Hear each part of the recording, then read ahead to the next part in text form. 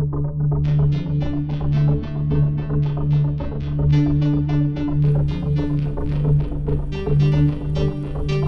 if the factors that fuel human trafficking aren't just forces out there, but right here, shaping the world we live in every day? Here, we take an unflinching look at how cultural influence, hidden pain, and exploitative systems contribute to the demand for commercial sex. This isn't just another awareness podcast about a social issue. It's about people, the human stories of those harmed, those healing, and those waking up to their role in change. Welcome to the Demand Disruption Podcast.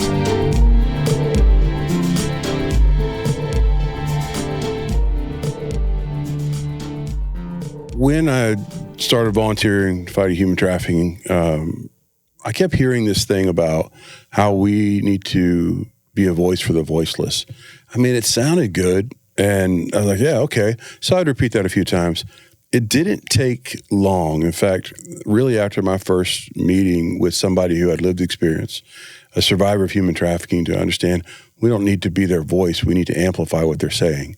And that is where leadership is lacking in this fight against human trafficking. I also learned a lesson that was the best one to be wrong about. I really thought as we worked with buyers that survivors, overcomers, they would hate us because we're working with these men who are these exploiters, and nothing could be farther from the truth. And it speaks to the character of the people that we've gotten to meet along the way. One of those finest people, my good friend. It has been wonderful to get to know you, Angela. Angela Williams is joining us today. Thank you so much for making time. Thanks for having me here. Yeah, we have so many cool stories I'm trying to jump into. So I'm just going to ask some basic, so I can just settle myself down and let you talk for a little bit. Tell me a little about your childhood. Tell me about you. Well, I'm from Houston, Texas, born and raised.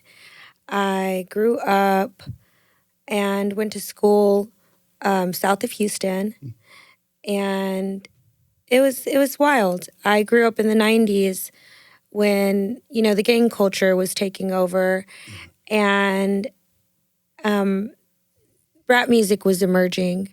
And there were rumors that there were tactics, from the record labels to instill, toxic traits. This is in the 90s, community. You're hearing that then, right? Yeah. Okay. And there was a lot going on. And the world was moving fast. The introduction to the internet came and technology started taking over, smartphones, et cetera. But we did what we had to do to survive. And that's the world that I come from. I really don't know any other way to explain it. Yeah. So south of Houston, what part of South Houston? Because I grew up in Mayfair Park, which was down South Post Oak. It was not a great area. It was where people say, oh, you live down by 610. I said, no, I live where 610 ends and you keep driving for another 15, 20 minutes. Oh, yeah. That's down there. Where'd you grow up? Is that like Hiram Clark? That's Hiram Clark is just, we even go further than that. You go down like you're going to Ridgemont, Ridgegate. Oh, yeah. You're getting into, you're getting into the area. Yeah. I grew up, I would say Riverside. It's like between 2nd Ward and 3rd Ward. Oh, okay. Yeah. A couple of Houston kids here talking about Houston. Yeah. When we were talking about doing this podcast, I was really having trouble just getting an outline together because you and I have shared a lot of experiences. And I think I know a lot of your story, but I had to slow myself down and write a few things down. So from your childhood, growing up, how did you first get into this world of commercial sex and being exploited? What was that trajectory? That experience alone is probably the hardest one for me to talk about because I have to channel in to the younger me, and every time I speak about it. I'm only interrupting because I just want to reiterate, and I should have said this earlier.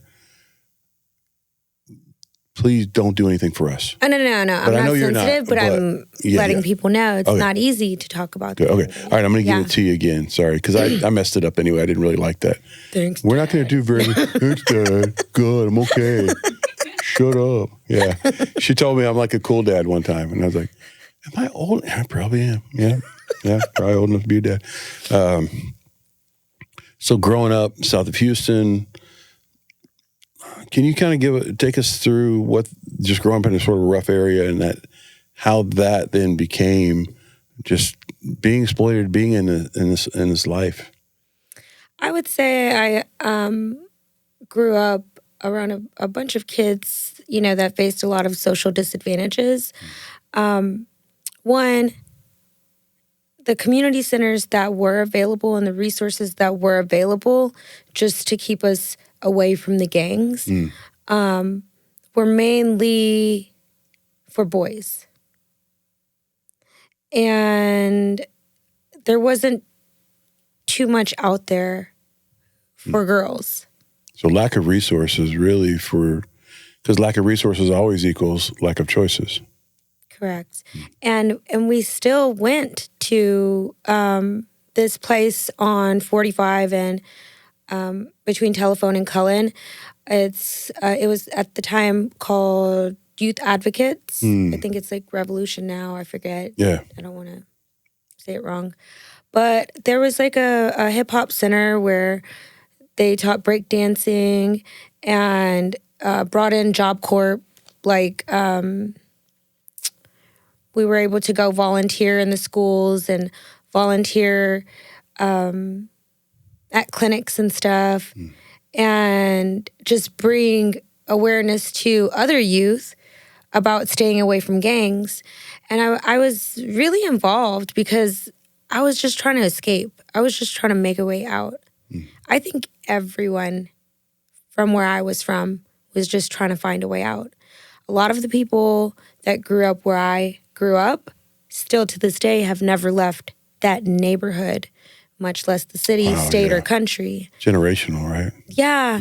So it's a very isolated community, even hard to see light at the end of the tunnel. So for somebody to even express their dreams or goals or even attempt to go to college or voice that they want to go to college, you're going to have 10 people telling you, oh, that's not going to happen, or, oh, good luck. Oh, so it was just a very crab in a barrel mentality in that community. Pull you down so I can get up.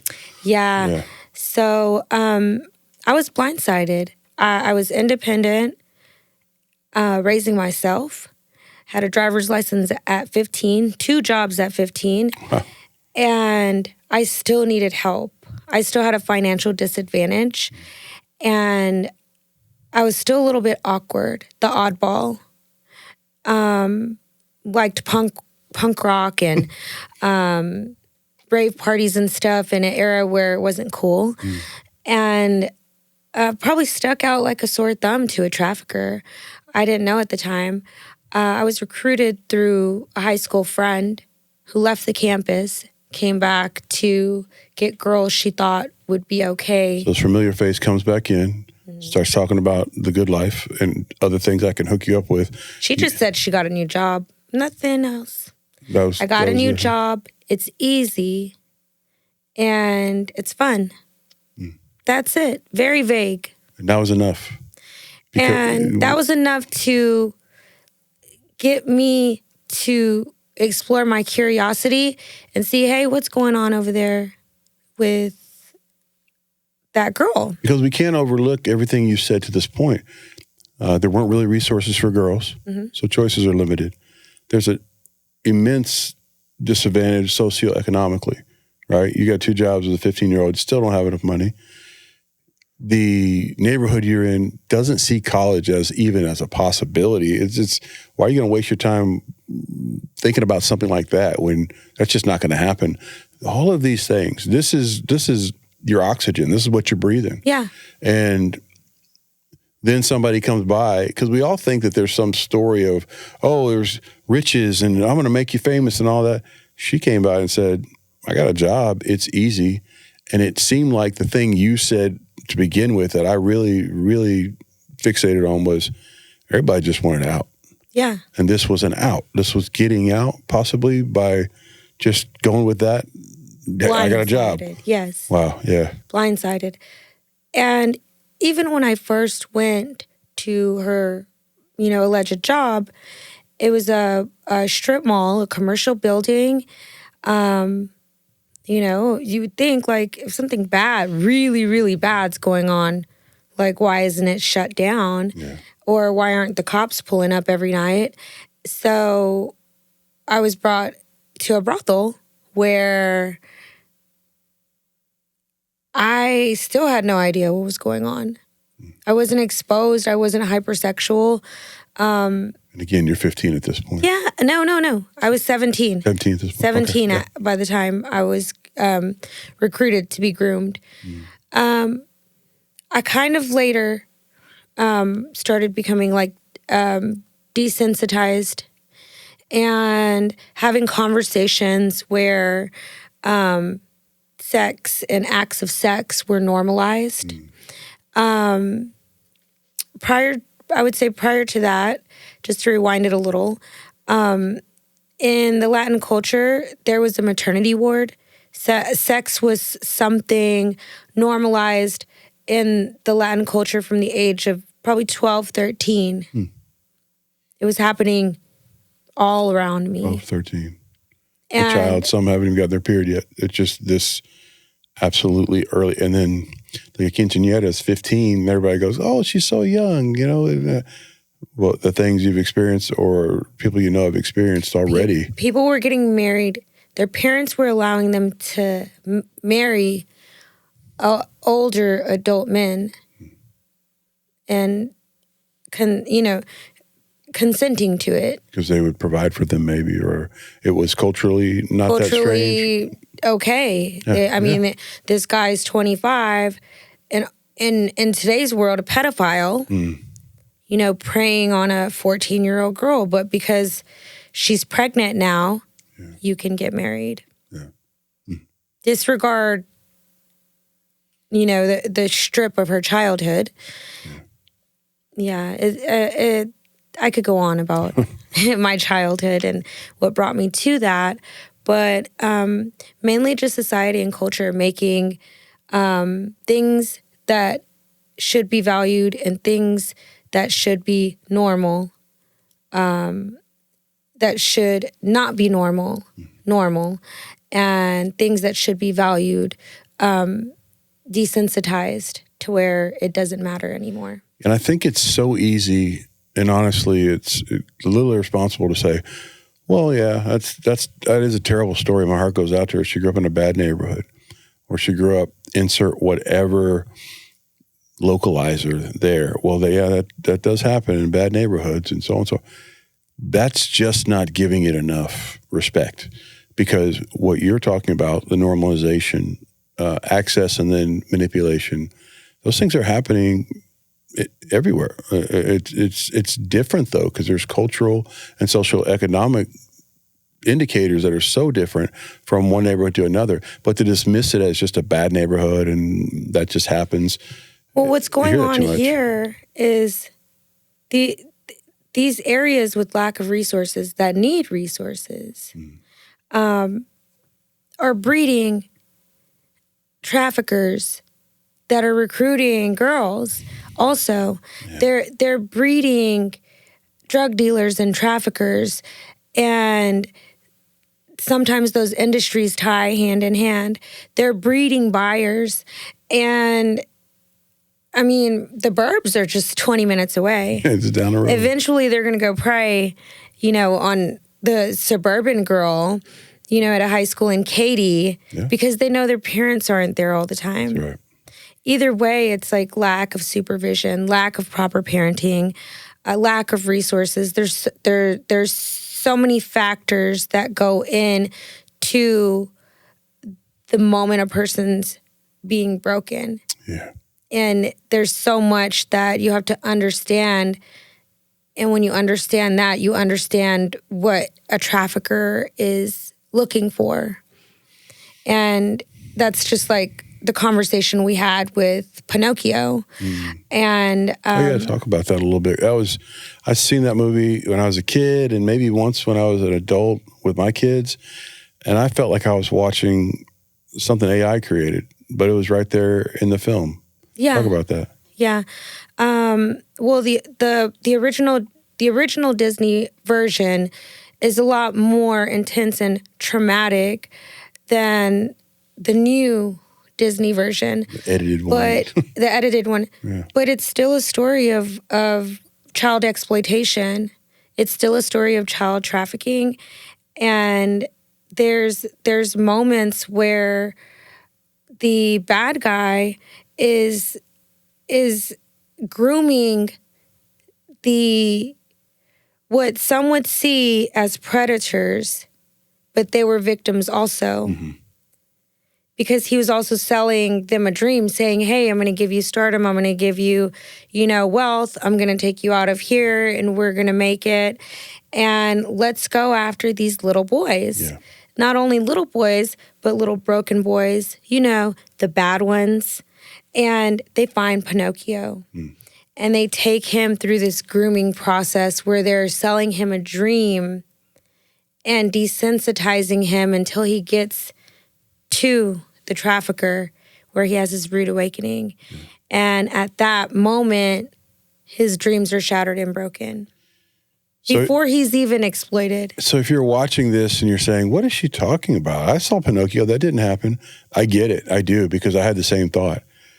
But the scene we watched together, I'm just like, this is the exact scenario.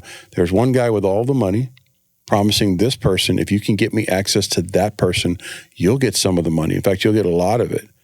Just give me access to them. That's okay. They're broken anyway. Just get me to the, and I'm just staring at that thinking, I can't imagine sitting there with my kid watching this and it not registering. But that must have happened for me back in the day, because you only know what you know, right? You're in your lane. You've got your threats down. No drugs, no this, no that. Human trafficking is still pretty early in its understanding stages for a lot of parents, but they also know trafficking's bad. Watch out for predators online. But there it is in a cartoon. There it is in a child's story, and it really did play out that way. I was shocked. But when you go from there till now, I don't even know when the original Pinocchio was made. I mean, I'm old, but not that old. Yeah. I don't know, 60s, me too. 70s, but it's pretty old. But when you go from there till now, it's still the same system of grooming, of force, of coercion. It's still there. Those factors are still there when a child's being exploited or broken. And the people think about that, and there's still the same thing going on. There's still college children that are becoming adults that are saying, what is that? We don't even know enough about it, so it could never happen to us. Yeah. One, because I don't know about it. Two, because I think that I know everything in the world. But a child thinks that they know the world at 18, even 17, 16, but through their psychological stages of development, they're not even going to be the same person when they're 25. Yeah. So then you ask yourself... But they will bring all of that they were exposed to into that new consciousness as a person. And if they don't know... They'll call it, well, this is just part of my identity, who I am. The risk factor goes up. Yep, that's right. So, such a great point. If you can say, and it's a taboo topic. It's a heavy conversation. Why does it have to be a heavy conversation when there's 109 children rescued here, 200 children rescued there out of this operation, and you see it in the news left and right, but you can't just have a regular conversation with one of the most trusted people in your life, your parent. Yeah. Or your teacher. Yeah. It has to be taboo.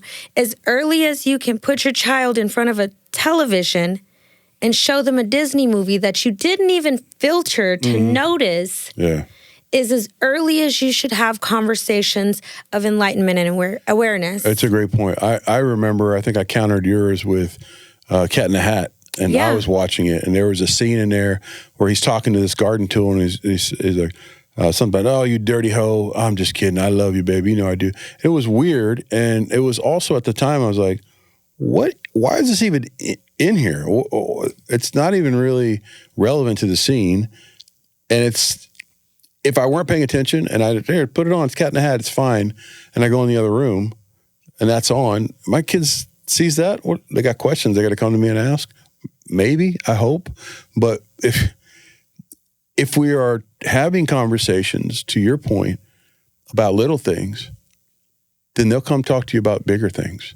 And being aware and being on guard as a parent. You can't be everywhere, but you can be one-on-one investing in those conversations with your kids, because there's environments, whether it's one you grew up in or whether it's one in the suburbs, there are always going to be threats in environments, and we've got to empower each other and our kids to be able to come to us and talk to us about them. I feel like as much as the world passes judgment and profiles while you're driving in traffic with your child, and you could say, hey, look at that beggar in the street, and pass whatever judgment you have about the beggar in the street, whether it be awareness on mental health or whether you not like them panhandling, is as easy as you can stop and identify trafficking with your child and have a conversation about it and let them know that that's a dark world. It's a dark, dirty world that you never want to go through. Yeah. So, and age-appropriate conversations can still have weight to them, yeah. To your point. I want to go back to, you were talking about just upbringing. I guess my question is, what did that tell you about you as a woman? How did that influence the ways you might have thought of not only yourself as a woman, but women in general and how they're valued in our culture? I was lucky to have a good grandmother who had Southern values. What'd you call her? Grandma Angelina. Oh, it was Grandma? Grandma Angelina. Grandma? Okay. She was fierce. And it was those mustard seeds of hospitality and grace and just being girly girl, that kind of stuck with me. But when I experienced exploitation, I was stripped from everything. I was stripped from value, the world, how men perceived women, and I was really lost. Not only that, American culture helped me. How so? Because at that time was the thong era. And thong, yeah, I remember. And there was oh man, sorry, I speak truth from experience. There was this guy in Houston named Poncho Claus, and he was really popular in Hispanic culture. And, to this day, during Christmas, he gets the lowriders, and he's on the news doing the, car shows and stuff for the Latin culture. But he frequent and promoted this Friday teen night called TBH, get together, whatever, I don't know. It was on Friday at a civic center of some sort. Mm-hmm. They were throwing parties and they had $500 thong contest. This was a high school party. And there were guys with camcorders and girls entering thong contest in high school. Yeah. And I just look back and I'm like, holy crap, like I made it through those streets and I made it through trafficking. Like, I know God has something good in store for me. But every little piece of dignity was stripped from what should have been the opposite. Like, somebody should have been there instilling values in us. There should have been shows that kind of gave good women role models, not toxicity, not drama, fighting with your girlfriends, fighting with your parents. That stuff is not cool. But for whatever reason, it, brings in the numbers on YouTube and on, these side TV networks. And it's not the way of life. No. It's just not. And some point, whoever's living in that way of life, whether it be an OnlyFans model, a prostitute, a bottle service girl that gets flown out, they're going to hit a brick wall and realize that they don't know crap. And it's time for them to figure out how to be a woman. Yeah. Yeah. And even in that, like, once you just have that realization, the rest of your life has a little bit more joy. And when I finally learned how to be a woman, unfortunately, it wasn't until I decided to exit myself from the toxic subculture that trafficking put me in. Yeah. You wrote a book recently with Brian, Vegas Concierge, and we were extremely proud to just be a small part of getting to launch that in Houston. Demand Disruption was, and it talks so much about what you just referenced, that subculture, being groomed, being brought into a culture through manipulation and deception, and right there in front of everybody. Like, the Diddy case right now is getting all the headlines. People are talking about it, forming their opinions, getting down into the salacious and worst parts of it and making sport of it. But that's nothing new, is it? Tell us about that. I was trafficked through my hometown aggressively and taken into, these shiny Vegas lights, and you see the movie Casino and you think it's all glitz and glamour, and you think if someone's there, they want to be there. But I was taken, and I was taken to Vegas and forced into that world. And in that process, I was exploited through the music industry. My trafficker was a big producer, and he had ties with major record labels. And this is not B-level, A-level record labels. This is when, what time frame? How long ago do you think? From 2006 on. Okay, so about 20 years ago, 15, 20 years ago, yeah. There was trafficking through the music industry. I mean, there was, it kind of, in the American pimp hoe subculture, I would say it goes hand in hand to an extent, but it definitely crosses over more frequently than you would think. Yeah. So, because the core of the problem is the people that are working for the bigger labels, not the people with the hustle and flow movie dreams. These are the people that are influencing these people.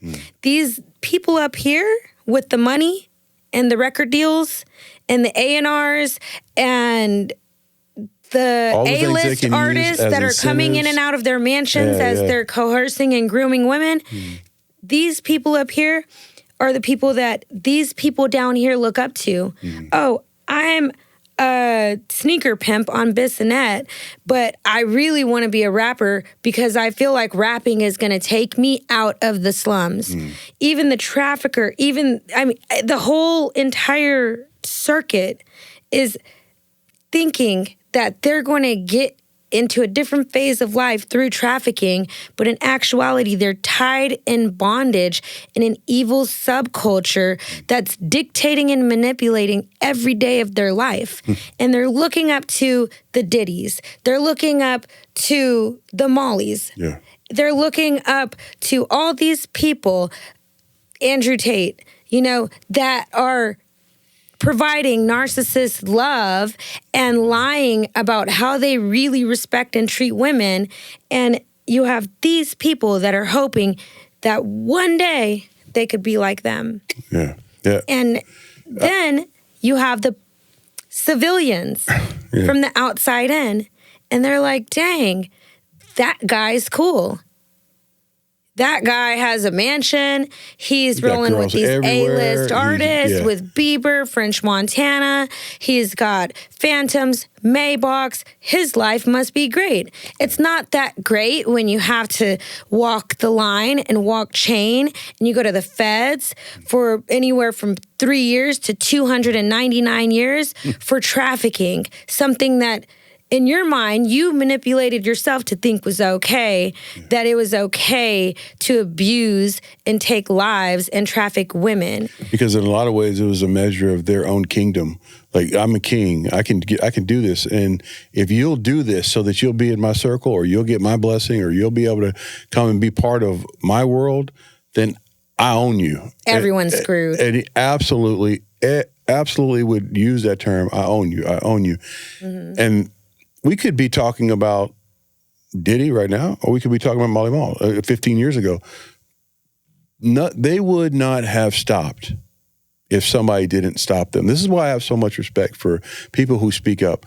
And it's also why, yes, we have to be responsible when allegations are made, but you better put 10 times the effort into understanding the person who's making the allegation and what they're saying than you are in the defense of the person who is being alleged. Now, they are still innocent until proven guilty, but we can't just passively hear somebody said something, because that's not the first time she said something. And the other thing is this, and I know that this is going to resonate with you. It really, really is. There's so many words. It pissed me off, honestly, to see how many people came out and said, oh, we knew that. Everybody knew that about Diddy. Everybody knew he was doing that. Everybody knew about his freak-offs. Everybody knew about that. He got girls. Everybody. If everybody knew, and you're speaking up now because you can get an interview and get your name out there, where were you when it was happening? Where were you when you saw the abuse or you heard that it was? There's people that won't speak up. I know people that work under Clive Davis. I know people that worked for Wyclef and Jerry Wonder at Platinum Sound, where Bon Jovi's recorded and A-list artists have recorded. You can look them up. They won't speak, because if they speak, they'll be blacklisted. And that's the reality of our world. There are survivor leaders that won't speak because they don't want to be blacklisted, or they might know somebody cool in the music industry and they don't want to be looked at as not cool. It doesn't matter. If you're going to stand with survivors, stand with survivors. Yeah, that pressure exerted can take many forms, it sounds like. And that's why, oh, he's rich. He was just a freak. No. Epstein wasn't just a freak. Yeah. Diddy is not just a freak. Not only does he sound like the worst buyer in America, but he sounds like a predator. Mm-hmm. And every little detail of the grooming and the manipulation and the coercion and the, puppeteering that he was doing eerily are similar to almost every other federal trafficking case that you read. Yeah. That's not a coincidence, right? Nope. It's a bit of a playbook for somebody in a power position that wants to exert it, or at least look more powerful than they are. Because you're right. It is, in some ways, it's systematic, but other times it does come down to people not being willing to speak up or say things. And now we're seeing people speak up. We're seeing people testify, and they're saying things that could have been said before, but there was less to lose. There was more to lose before and less to lose now. This is why survivor voices are so crucial. They've got to be able to be bringing lived experience perspective into the things we learn about this world. I've been doing this for close to a decade, and I still learn something every day in the work that I do with you, or with Rhonda Kirkendall, Tracy Dudley. I mean, you name it. We have incredible friends. I mean, just an afternoon with Rachel Fisher, I'll learn so much about sexual assault nurse examination. I'll learn about things that she has become an expert in. And that's just to name a few off the top of my head. There are so many leaders in this space.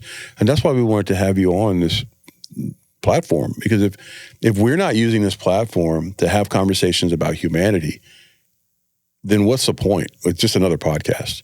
So as we talk about this and as we go through these, I'm telling you, I'm keeping my notes because I don't trust myself. I'm going to get off track because this has so many ways that we can really run with it. But I do want you to go back to, how long did it take you to write Vegas Concierge? Vegas Concierge was a 5-year effort. It was a 5-year effort between numerous people. I would like to thank all the people that helped us in the process. But I was contacted by my attorney to do just somewhat of an interview with Brian Joseph. I just called him Brian earlier. I should probably use his whole name. Yeah. Everybody, Brian Joseph, he's my MVP. He's a brother to me now. And he was a dedicated journalist who covered politics throughout California for over 10 years, well respected, and was recruited by the Las Vegas Review-Journal. Now, first, let me explain. Las Vegas is a very big, small city. I would compare it to Sodom and Gomorrah. Vegas is more than cactuses and casinos. And no, prostitution is not legal in the state of Nevada. I think we just said that. It is only legal in populations under 100,000. Yeah. That's why the legal brothels are out in the boonies, in which, hey, we'll talk about that in a second. Yeah. But the book itself was set in Vegas, based around a corruption scandal that was going on around my trafficker. And in the process of doing an interview with Brian, we just had too much to talk about. And it hit us. And he was also working with the sergeant who investigated my trafficker during this whole corruption scandal. Well, he's got the law enforcement side and conversation going. He's got the conversation with you from a victim's perspective, and then looking at that together. And he was the investigative journalist that was also covering the whole story. Yeah, man, that's how you get into the granular parts that most people wouldn't know are there or couldn't adequately investigate. When I tell you, we spent hours upon hours in the beginning getting just the story together and the chapter summaries. And he would meet with me however need be every Wednesday for 5 years, meet with Brian every Friday for 5 years. We never missed a Wednesday, never missed a Friday. Now that the book's over, I miss my brother. Yeah. But boy, call her, Brian. I know you're watching. You got a number. I'll text it to you. Well, we do status updates, but I miss our Wednesday calls. But those Wednesday calls were based around field research, digging to the truth, and also trafficking research. And, like in real time. And there was so much growth in that process. And to be able to work alongside somebody who was on the other side of the fence, like Cops and Robbers or Tom and Jerry, I never in my life thought that something like that would even occur. Yeah. And I never in my life, during those days that I was arrested, sometimes 2 to 3 times in 1 week, never did I think that a person like him would respect a person like me. I mean, superficial in a meeting or a handshake, but to take a piece of your life and contribute it to my life, it really hits me in an emotional way. And I love Dawn also. So, yes, you have... Dawn, if you're watching, every chance she gets, she talks about how much she loves you. I'm thinking about this. You're out of the life. You're more than out of the life. You've had podcasts, conversations, everything before the book, I think, even maybe some movies. But even then, it was, what are they going to think of me when I share their story? You still had that identity of, oh no, how are they going to hear this? And I think that comes with the PTSD that survivors have. It's very similar. I identified and noticed the issues that I was facing when I started having panic attacks in the later years of me being a prostitute. And I noticed if I seen a girl with a black eye, it would instantly make me have a panic attack because it would put me in that moment that I had to dodge and block and just turn off my feelings and curl up in a ball and get my ass kicked. So I would have panic attacks. And I'm like, what is this going on? The panic attacks are closer and closer now. And then I realize, okay, I have like anxiety, trauma, depression, something, maybe all of the above. I need to get help. Yeah. And I noticed that while I was in the life, but it was fight or flight until I was extracted. So I didn't get any help until I was extracted. But I was always doing research and always reading. And as soon as I was extracted, and I wasn't extracted, let me correct myself. I wasn't extracted. I was assaulted, almost killed, beat till I was black and blue with a metal pipe. And the guy left me looking like Jesus off the cross. Yeah. And I seen the light. That's a different story. But God is here, and he's why I'm here today. But I wasn't extracted.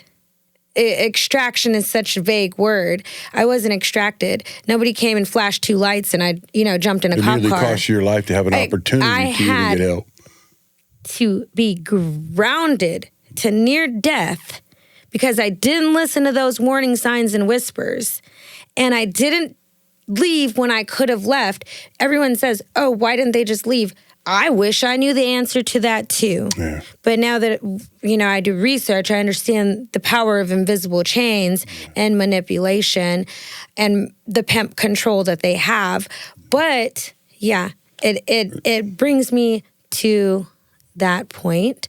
And I was able to kind of identify things and start healing. And yeah, a lot was happening all at once.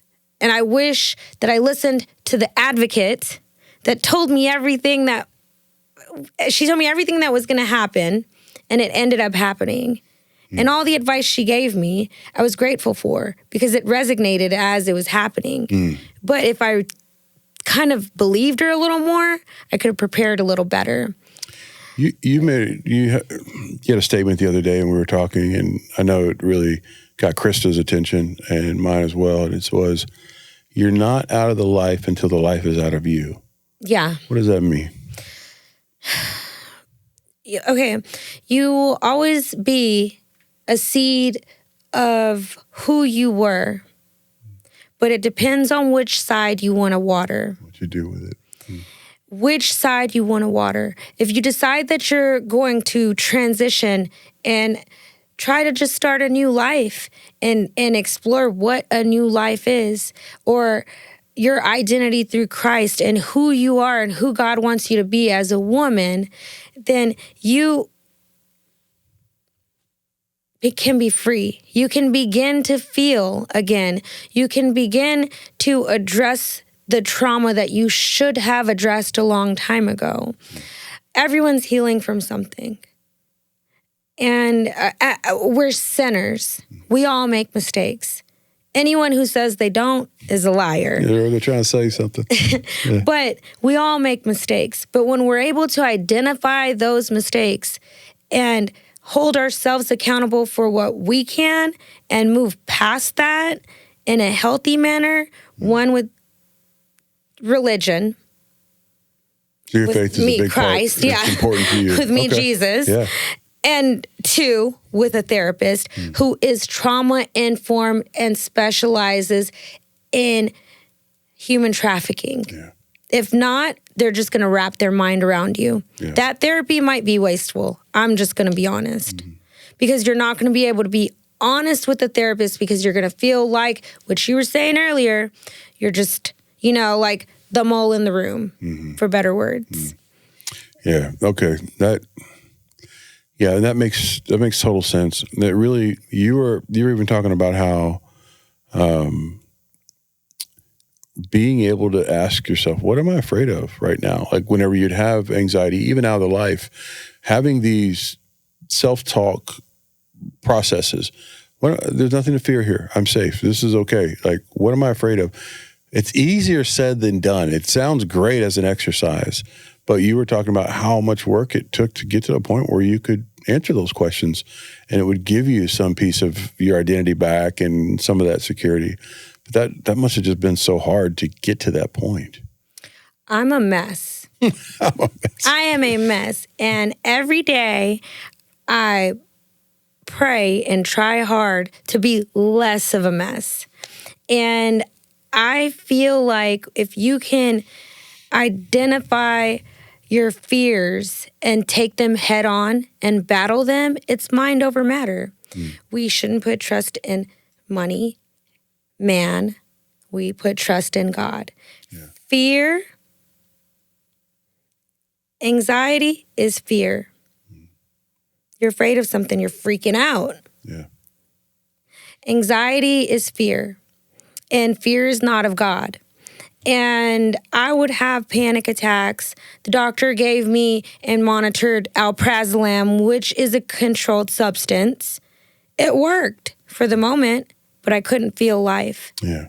And when you understand to be of sober mind, like, and how powerful that is, then it kind of helps you keep control of anything addictive, whether it even be, what you talk about, pornography. Yeah. I've never been into it. Thank God. My life probably would have ended up worse. I probably would have ended up hypersexual and on like some speedy drug or something. But you've come across man after man after man after man. I see it. I see it. That's probably what, whoa. Yeah.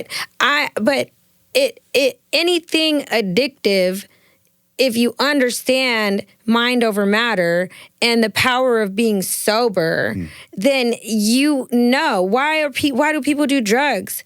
Why do people watch porn? To escape. Yeah. Why do people do bad things instead of good things? Like what wires not crossed right in the brain? Yeah. So when you understand that, you can make better choices. Yeah, it's so true. So on the other end of the spectrum, I told you this before, we're talking with just really a courageous guy who was arrested for solicitation of prostitution. And his life, by his own doing, according to him, was just destroyed. And he hurt people and he hurt his family by all of that. He has seen about a year and a half of solid work toward restoration. He said, I'm not there. I got a long way to go still. But what I've gotten back is decision-making. What I've gotten back is that clarity of mind. What I've gotten back is some integrity. And I didn't think I was worth even healing. And that word choice brought me to so many conversations I've had with courageous survivors. The things that you'll have overcome, but so often not feeling worthy of healing or feeling like, well, what's the point? But everyone deserves redemption. Yes. And everyone deserves redemption. And if we're going to fix the problem, we're going to have to fix and address every area of those issues. And I have no Stockholm. I have no cares about the predator or the pimp. But I do have a heart and I am a Christian and everyone deserves redemption. That's God's job. Yeah. But nobody should be on this earth and say that they don't deserve to pray or they don't deserve God. In such a long span that I was in the streets, I was so afraid to go into a church because I felt like I wasn't worthy. I felt like I knew better and I wasn't worthy. But I was so lost. If I only knew somebody was waiting for me right here. It's unconditional, right? Yeah, you're so worthy because I have sacrificed for you. Yeah. It's amazing that the 3 conversations we've had recently in our podcast recordings, I have not brought up religion once. I haven't brought up faith once. Each person has identified with somewhere in their battle, whether it's their battle or whether it's their work for good. In case of Kevin, who's doing law enforcement and other things, their faith is something that gave them, I guess, clarity would be the word, and a sense of value. Even though they on their own terms and at their own success and failure would not have felt that. And I just think it's remarkable that is true for everyone we've talked to lately. And it's not even been really something in our outline. It hasn't been part of our subject matter. It's amazing that they were able to identify, that love during the time that they needed it the most. I can only speak my experience. I don't push religion when I'm on the front line helping survivors who. No, I'm lying. I don't make it the main focal point. I don't pressure people. You share your story, though. But I share my story. That's not the same So as when pushing I it, right? share my story, eventually there are times where I end up praying with people on the streets, or I end up praying in a strip club locker room, or I end up praying with somebody that I never met before that gave me their number on social media by request. But it's not, I want people to understand the logical side and the textbook side.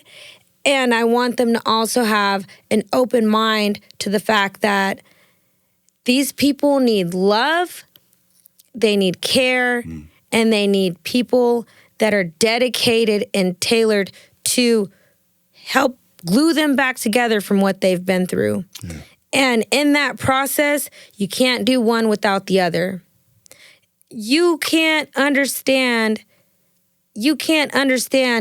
the love of God, or you can't feel the Holy Spirit if you're not taking care of your mind. And you can take care of your mind, but your heart's going to be empty until you talk to the man above. So for you, it's all connected. It's all connected. Yeah. We've gotten to team up on some things, and it's been really cool to do so. But I want to go back to the beginning. So you actually picked us to help you with the book release, and that came from a first impression that we had together on a panel. Talk about that, because I was just like, well, you're nice now. But I thought that you were so stern and by the book and professional and about your business that I understand, because I do feel like there are people that I always say, hide behind the Bible. And I do feel like there are people that walk with Christ and it shows, and they don't need to talk about it all the time. But I feel like when we're in that space, when we're in a space of advising, advise. When we're in a space of doing outreach, get to work, put your boots to the ground. Yes. When we're in a space where we should be learning in a convention or a conference, it's not there for social hour. Those if things and events are fun, but receive what these people have put together to make us stronger soldiers in this field.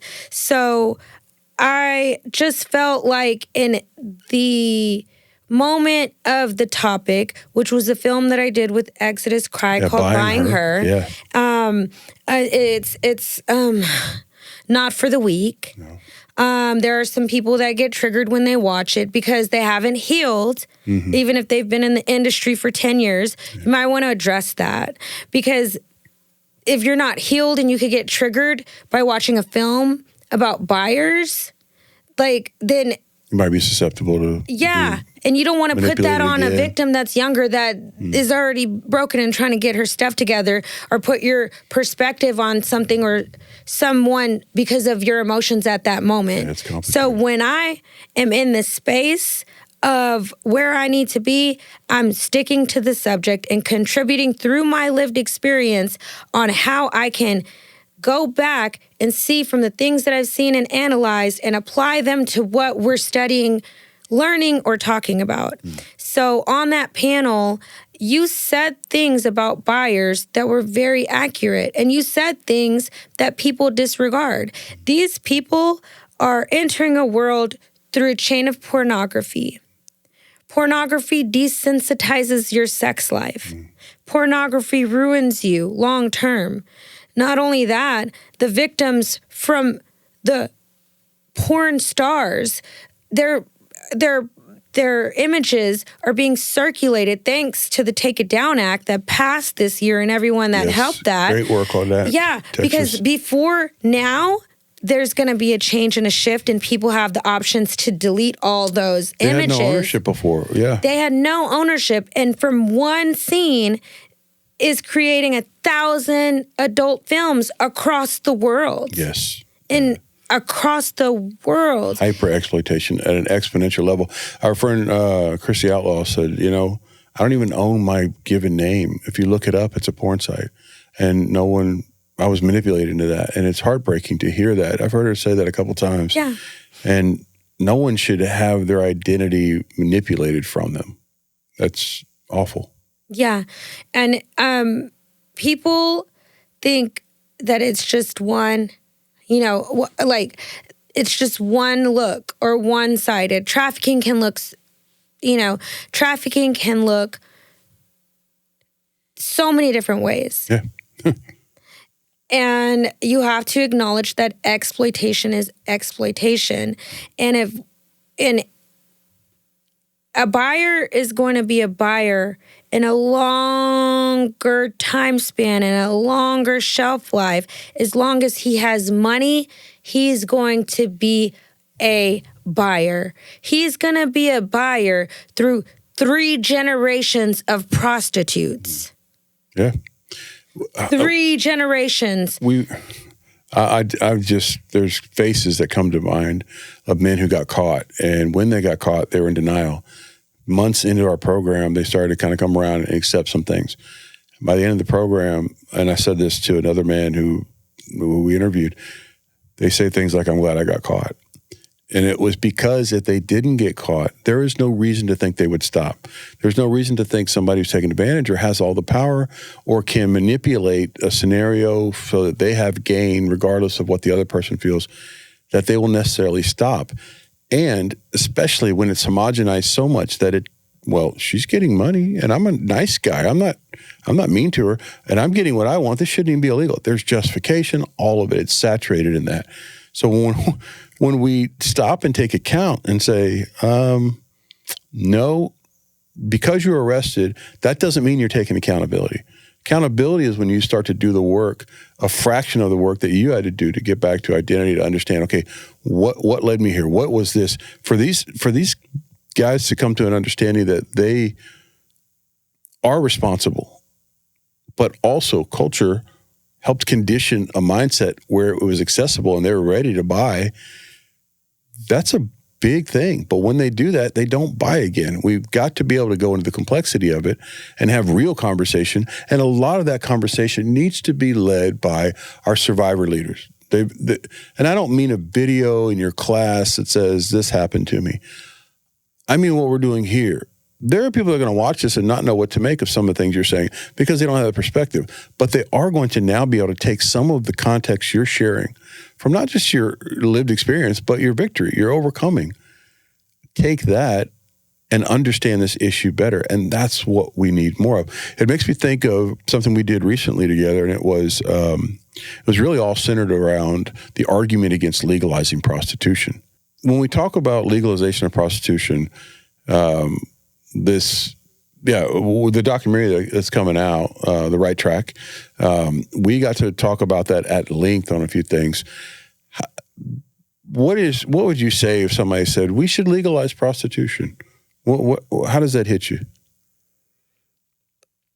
I've had so many of these conversations with professionals and current sex workers, if that's how they want to identify themselves these days, and with survivors. And I feel like legalizing prostitution is going to make it open season for the pimps.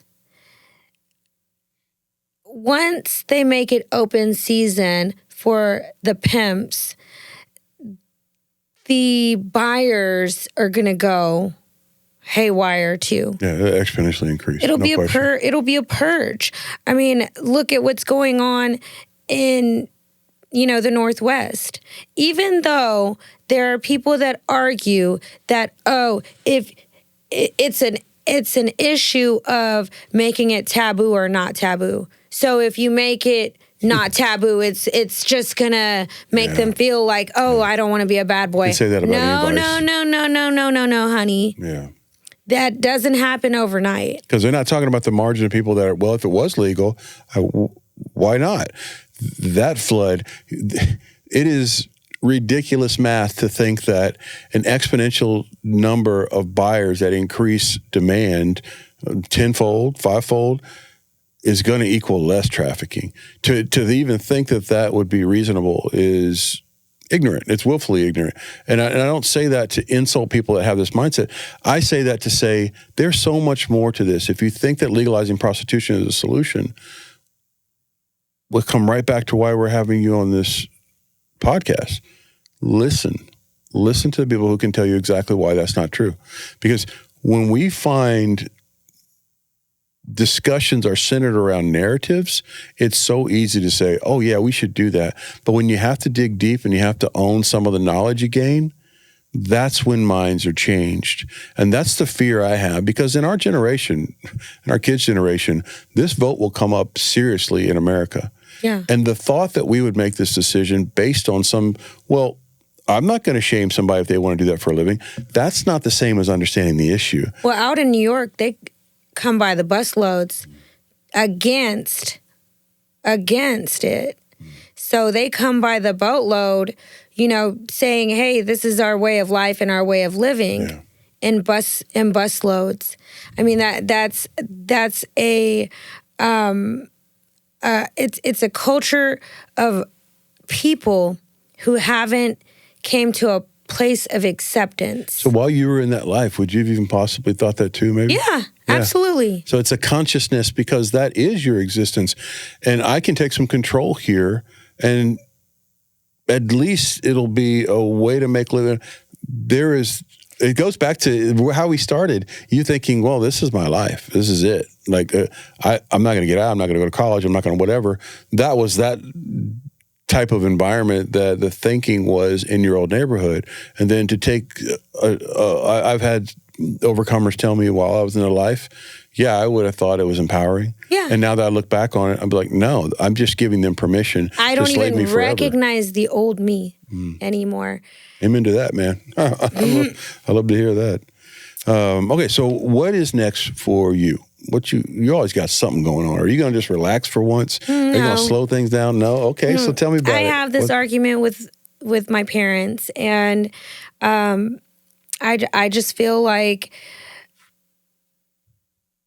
you're free when you're doing what you want to do. Yeah. I feel like the ultimate freedom and the biggest thank you that I could even give to God is doing what I want to do. And the day that I was in that hospital bed, I knew that no matter what, there was no way that I could ever not speak the truth on my experience. Even after, I had a friend and she was like, how can you still pray after everything that you've been through? Because I know that God has a promise for me and a purpose. And I know that it's not this. This is here and now. This is temporary. What's going on right now is temporary. And it's making me stronger and grooming me to something really big. And I'm excited to see what it is. It might not be about money, but it's going to fulfill my life. And I don't want to start a nonprofit. I don't want to run a nonprofit. I don't want to be like the big dog. If you ever want to, call me. I'll talk you out of it. Yeah, I don't want that, but I do want to contribute by any way that I can in whatever moment I am in life. When I'm older, maybe I'll go help. When I'm older, maybe I will go help the transitional houses.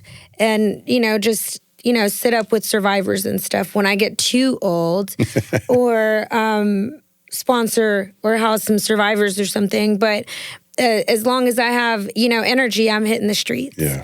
And I'm going to go and do outreach.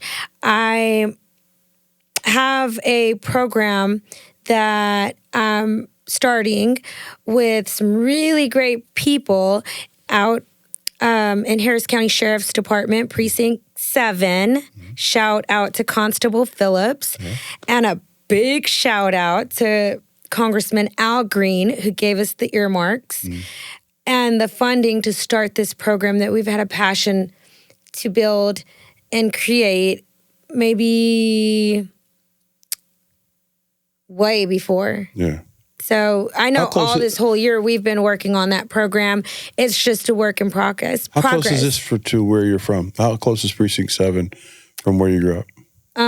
It's Precinct 7 covers the area that I grew up. Like, you know, one side of the area that I grew up. Full circle. You paint it forward, you're bringing it back home. I was zoned to Jones High School. So it's a passion to kind of get back into my community, get rooted, and hey, I'll go ahead and, you know, help the people that some people feel like they don't deserve help. But I do, and I see the love in them, and I see the light in them. That's awesome. And hopefully we can show people how to, you know, do it a little bit better, or how to avoid mainly and prevent them from, you know, getting into the crap that I got into. Yeah, and they need a voice that can tell them that, you know.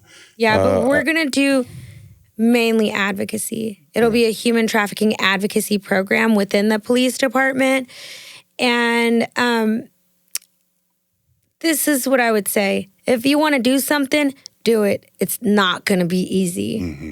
We put in so much sweat equity, which means free work. Yeah. I've worked for free for dang near 8 years. And I did it because I know when I land in the spot that I'm supposed to be in, I'm going to be there. And it's going to take some time, and it's going to take a lot of sacrifices. And everyone's going to tell me to get into nursing or to go... to go get some I rely very job. heavily on my loving wife's nursing salary to do this work. So don't go get a nursing. Yeah. But no, seriously, like shout out to my parents who've really helped out. Shout out to the community that's really helped me out and you know, pulled me to where I am today. The book was a book. It was meant to be high impact advocacy. It was meant to reach as many people as it can and just show there is trafficking in the music industry. There is exploitation. If your kids want to get into the music industry, learn about it first. Yeah, that book came out last year. Like, it's not like, oh, let's capitalize on all that. No, this was last year and had been written for years, as you said. You know, we love to ask this question at the end because our guests are phenomenal, and there's always something that they kind of tap into when they answer it. And the question I want to ask you is, if you could go back and talk to little Angela, whatever age you think of, you picture when I say that, what would you tell her? I don't think I would tell her anything. I think I would give her a really big hug, a really strong hug. Let her feel the love. And just hold her. Feel her value, feel her love. Yeah. Man, that's beautiful. Well, you're doing that in a lot of ways. You do your work and paying it forward, paying it back, however you want to look at it. But I remember, you remember me, and that I remember this voice of the only person on the panel I didn't know. At the very end, I had to lean over past somebody to see you because you were saying things that I thought were extremely powerful, but also self-aware, and you did it into an auditorium full of people that otherwise would have no idea. And so you keep giving perspective. You did that again with us today, and we are so grateful to have you on. Thank you so much for your time today. Let's continue the conversation soon. Let's go. What's the next project for us? Yeah, we have to get into the schools. We have to get into the schools. Every camera, I'm pointing at every camera. We have to get into the schools. I went into Austin High School, and I told the principal, hey, I was trafficked out of here. He was ready to get me out so He's like, fast. no, you weren't. I would love to come into that full circle moment to where we could really tap into the schools, and not on a superficial level, not to say, hey, we're going into the schools and passing out flyers, but really, really, really reach the youth and have those regular conversations. Yeah, because make it a regular, hey, guess what? You're stranger danger. Hey, guess what? My body's priceless. Yeah. You can't put a price on my body. Not a plane ticket, Yeah. Not an outfit, a shopping spree, not nails, not hair, not food. My body is priceless. What happened to courting? We need to You better start the podcast now. Yeah. Part two. Part two. We have to get into the schools. We have extremely selfless miracle workers in our schools, teachers, administrators, even counselors. And if we can come in and really do some work with them to support what they're, because my mom was a teacher. And what I know is that desk might as well be the beach and everything washes up because the kids see them every day and there's some level of familiarity. And some of the stories that would come into that classroom are ones that they weren't going to tell anybody else. So yes, I agree. That's our next project. But for now, we're going to wrap this because that was awesome. Get it. There you go, like super friends. And so thank you so much. Thank you. Great job.